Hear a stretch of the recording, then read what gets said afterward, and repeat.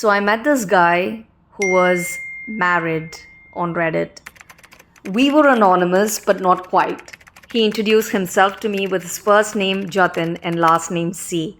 Age 32. Good. Around my age, I thought.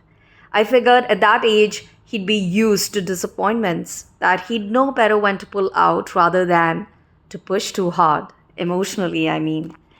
Did I know he was married? No. He didn't introduce himself that way. Who does? But his post history did.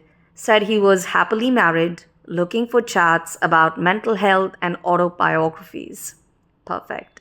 We started talking. He asked real questions about my past, my anxiety, and then we went into the deep end. My trust issues with men, my history with betrayal. He waded in like he'd been hurt too, said he'd been betrayed before. That became our bond, betrayal. Funny how he never brought up the betrayal he was actively committing. But I'm not here to unpack the morality of cheating. I want to talk to you about how a connection can develop between a married man and a single woman, and how it can all feel okay in the moment. Okay to cry together, okay to laugh, okay to say soft things that land on soft things and soften some things between you and him. I needed trust. He gave me trust. Not by telling me his name, probably fake anyway, but by telling me that I didn't have to give him mine in return. He gave me choices, always. He'd say, "Do you want to be friends? Do you want to talk about why you can't trust men?" But it wasn't just that. He'd ask, "Did I want to hear about his childhood, who he was at work, and who he was at home?" He gave me attention, the positive kind. He wanted to hear me out, I wanted to hear him out. We were writing into each other like we were journals. Mostly, I think the connection grew because it was so confusing. We didn't really flirt, but we felt it.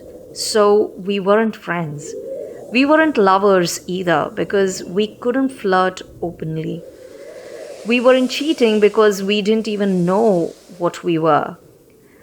Then one day, when I asked him if he was married, he said, "Yes, with kids." And I told him the truth. "I think we should end this," I said. "End what?" "This conversation?" he asked. "Hope," I said. Maybe we were simply a hope. The hope that we could be together, because that's what every relationship begins with and finally ends with. The hope that sometimes leaving is better than staying. This was a story about grey love, the kind that lives in the in between. Not quite right, not fully wrong. Next time on Grey Love. So I met this guy whose kink was comforting crying women.